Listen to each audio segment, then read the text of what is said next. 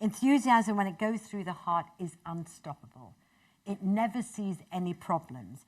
You can succeed at almost anything if you have unlimited enthusiasm. And enthusiasm comes from the Greek word meaning fulfilled with God. Enthusiasm is grounded in play. It is not grounded in work. Of course, you need a sympathetic bank. You need a support system in family and friends. You need a genuine partnership that works. But all of these become possible and more successful according to how positive you are.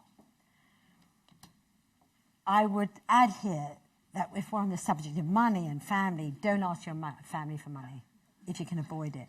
Whoever lends you startup money has control, so it makes no sense to be beholden to your closest relatives. It also puts an intolerable strain on the relationships that you have with your family. And the last thing you want is your company's success or failures to go hand in hand with any of the black clouds that are going over the family. Don't deny yourself a wage. How many times have I told my daughter, for God's sake, give yourself a living wage? Being part of a successful business person means believing in yourself, and you deserve to be paid. Being positive, of course, doesn't mean putting unrealistic gloss on things. It's about seeing the world as it is and having some confidence in the way you see it.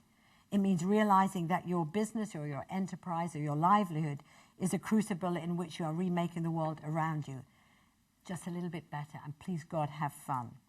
The other thing is find your area of excellence.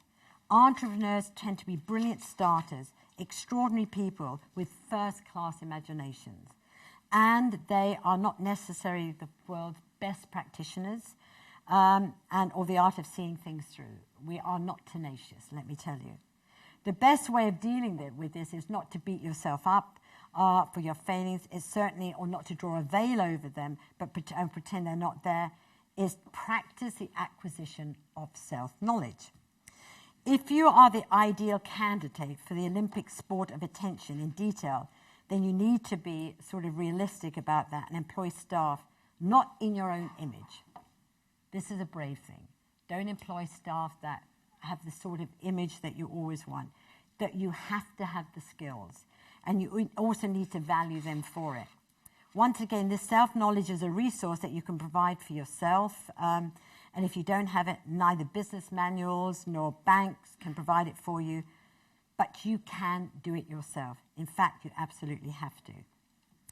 Emphasize what sets you apart from the competition on every level you are.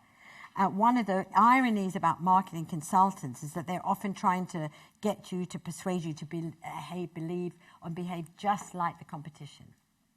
I was in America last week doing lectures in Evansville, in I think it's Indiana, and Syracuse in upstate New York.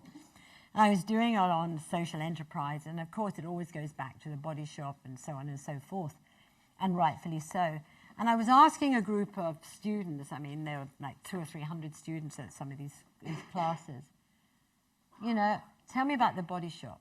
They couldn't decide the difference between Bath and Body Works in America and the body shop, because there's sort of an identity crisis going on there where it doesn't stand apart from the competition. It can't tell the stories or isn't doing the stories.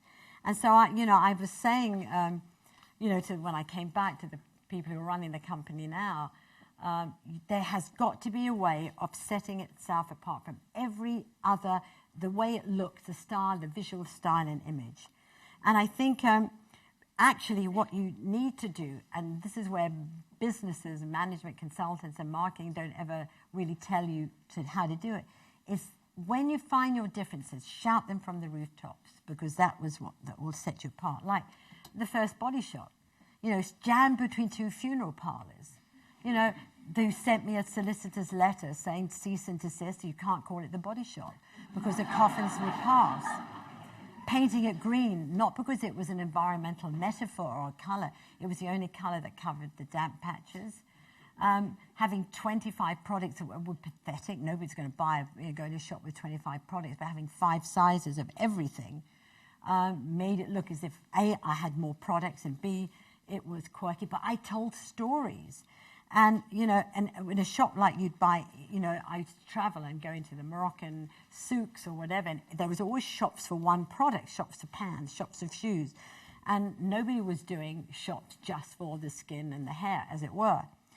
And department stores couldn't do it because they had hundreds of thousands of products. And I thought, well, why don't we just do the same? Why don't we just do the same as you can see the souks or the stalls, the market stalls in India, or the souks in Morocco, or so on.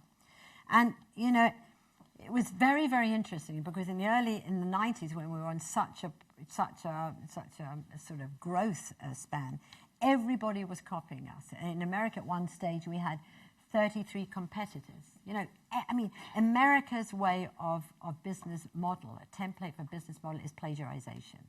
If you've got a great idea, they will copy it faster. They won't copy your values, but they'll copy everything you do. And so but what they never did, which was what really set us apart, was our campaigning. And so I think this is what really set us apart. We didn't advertise because we didn't know how to advertise. We didn't have the money, or when we did have the money, we didn't really know what to say.